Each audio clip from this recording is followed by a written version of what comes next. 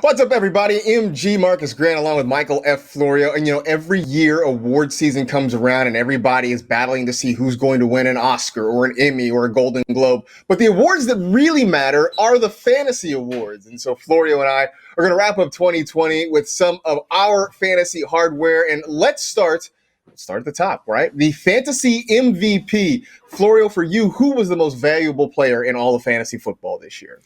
For me, this guy was going early in drafts, but it is Travis Kelce just because of the tight end position as a whole. And Kelce just this past year was his 5th straight season finishing as the tight end 1, but he just keeps getting better. He set a career high in fantasy points, catches, yards, touchdowns, and he has put up over 1,000 receiving yards in 5 straight seasons. There were just 3 tight ends that topped 725 yards this year. He was a top 5 tight end 13 times, Marcus, at a position where we are all pulling our hair out for consistency. Here's Travis Kelce every single week. Kelce is a guy who was fantastic to the point that we're talking about drafting him maybe mid-first round in 2021. But for me, I'm going to pivot and I'm going to go with a quarterback. It's going to be Josh Allen. We came into the 2020 season thinking, look, Josh Allen's a nice pick. He's kind of the 8th or 9th quarterback off the board because he gives you that rushing upside. We were worried about him as a passer, but he took a huge step forward this year throwing the football. It definitely helped that the Bills went out and they added Stephon Diggs to give him a little more help on the outside, but nonetheless, Josh Allen was fantastic this year. It was the top quarterback in fantasy football when the season was all said and done, and now I think we're going to be talking about him maybe the 3rd quarterback off the board in 2021. I don't think it's really crazy. All right, so we go from our MVP to the guy on the other side, the biggest bust of the season. Florio, who let you down in a huge way? For me, another player who went really early in drafts, Ezekiel Elliott. He was a top 3 or 4 pick consensus across no matter what draft you were doing, and you just didn't really get top 4, top 5 running back numbers out of him. His rushing yards have decreased in every single season, but this year he gave you just over 25 fantasy points once. He was a top 10 running back just 1 game out of the 10 games that Dak Prescott missed this season. And from week 7 on, he was giving you just 11 fantasy points per game. So for someone, if you used a 4th or 5th top 5, 4 or 5 pick overall to get this guy, and you have 1 top 10 week after Dak Prescott got hurt, how is he not the biggest bust this season? I'm sorry, Zeke, but you were the winner of this award for me. It was definitely a frustrating year for Zeke, especially once Dak Prescott went down. I'm going to go a guy who went a couple picks after Zeke, and that was Clyde Edwards-Helaire. And this is a guy that was really maybe a victim of hype and a victim of circumstance. That was not his own doing. But nonetheless, it ended up being a frustrating year. CEH came out the gate with a huge game in week 1. It got us all excited. It made us think that we had justification for putting him in the first round after the Damian Williams opt-out. The rest of the year, though, was a struggle for Edwards-Helaire, and he barely finishes inside the top 20. So maybe it's not completely his fault. Maybe he was just a victim of expectations. But nonetheless, for a lot of fantasy managers who spent a mid to late first round pick on him, they were expecting more than having kind of a low-end RB2, which is what he turned out to be in 2020. Marcus, right. I almost took him over Dalvin Cook in a draft. That just... Yeah, It was a real legitimate conversation, I think, at some point. And I know for a lot of people, look, I had him in some drafts where I thought it was going to be big, and it turned out not to be. So frustration abounds. We'll see if he is able to rebound in 2021, which sort of nicely transitions to our breakout player of the year, the guy who really took a big step forward. And for you, who was that? I think I'm doing myself a little bit of a disservice here, but it was Will Fuller. And I know he got suspended the last month of the season, and it's kind of easy to forget what he was doing. And I say I'm doing a disservice to myself and others who want to draft him in 2021 because it's easy to forget what he did. But he was just so good before the suspension came in. He was averaging over 17 fantasy points per game. That was 8th amongst all wide receivers. He caught 8 touchdowns last year, and we know the ceiling is so high every time he steps on the field. He finally stayed healthy, Marcus. That is huge, and I think a lot of people are going to overlook just how good Will Fuller was. I don't want that to be the case, so I'm naming him the breakout player of the 2020 season. What was great about Will Fuller, too, is the production you got from him based on where he was drafted. Because of those injury fears, he fell down the board a lot. And so you were able to get him sort of in the 7th or 8th round, depending on your draft. I'm going to go with another wide receiver, but mine's going to be DK Metcalf. And we saw the flashes near the end of his rookie year there in Seattle as he was sort of going head to head in terms of targets with Tyler Lockett in that offense, but really outshined Lockett this season. And maybe in the final totals, it doesn't look like a huge gap between the two of them, but you look at the consistency that Metcalf had week to week versus the big spikes and really low valleys that you got from Lockett, and it looks, for all intents and purposes, like DK Metcalf is the number one passing option in that Seahawks offense right now. The guy is explosive. He is more than just a deep threat, a big, strong guy with incredible speed. I mean, look, ask Buda Baker how fast DK Metcalf is if you need some help there, but looks fantastic and is going to be a guy that we're talking about as an early second-round pick and a whole lot of fantasy drafts in 2021. Early second round, I think so too. I think he's going to be a top 5 or so wide receiver next year because he's so young. He's with Russell Wilson. The sky is, I mean, his upside is so high that I agree. I think early to mid second round is where he's going to go in a lot of drafts next year.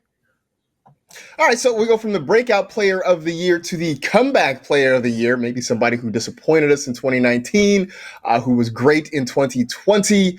Who is your comeback player of the year?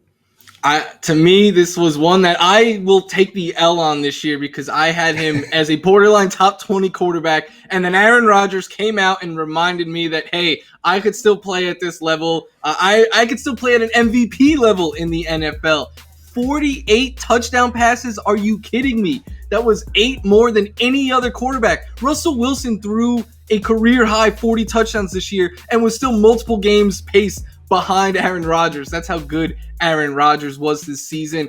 18 plus fantasy points in 15 games this season, the only player in the NFL. He had one bad game this year that came against the Bucs in the regular season. And besides that, he was automatic, and I'll just take that L, Marcus. He was so much better than I anticipated he was. At this age, I thought they were going to run a lot, proved everyone wrong, and proved why he is Aaron Rodgers.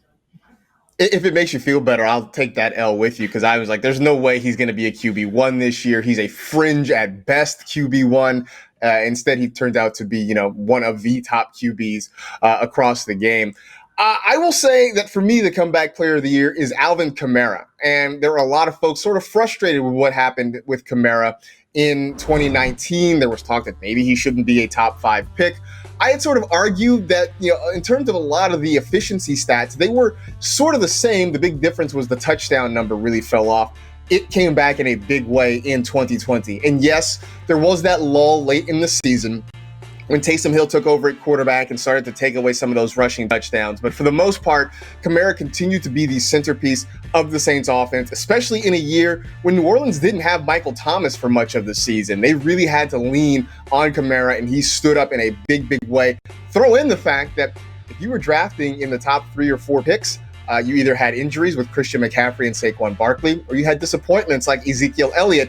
Alvin Kamara was one of the few guys in that top 5 range that really truly paid off on his draft value, and it was a nice rebound from what we saw from him in 2019. All right, our Rookie of the Year conversation. It was a good year for a lot of first-year players in the National Football League, but if you were picking a top rookie from this 2020 season, who would it be? For me, this one's a slam dunk. I think it's Justin Jefferson. A lot of, hype went to like CeeDee Lamb and some of these other rookie wide receivers, but it was Justin Jefferson that just came out this year and ran away at the position. 1,400 receiving yards, broke Randy Moss's record, a new rookie record in the NFL, but his 88 catches were the 6th most a rookie receiver has ever had. 26% target share this year. Marcus ranked 5th amongst all wide receivers. He had a higher target share than Adam Thielen, and his fantasy points were the 4th most ever by a rookie wide receiver in fantasy football. He just wasn't the best rookie wide receiver this year. He was one of the best rookie wide receivers that we've ever had in fantasy. So for me, he was the easy pick for Rookie of the Year. I'm going to double down on that, partially because I want to take my own little victory lap. Before the season, I thought that Justin Jefferson was going to be the rookie wide receiver that you wanted to have on your roster. I didn't believe then, and I still don't believe that he has the highest ceiling out of this rookie class. I still think that belongs to CeeDee Lamb, but I did feel like Jefferson had the skills and the opportunity to go in and produce right away.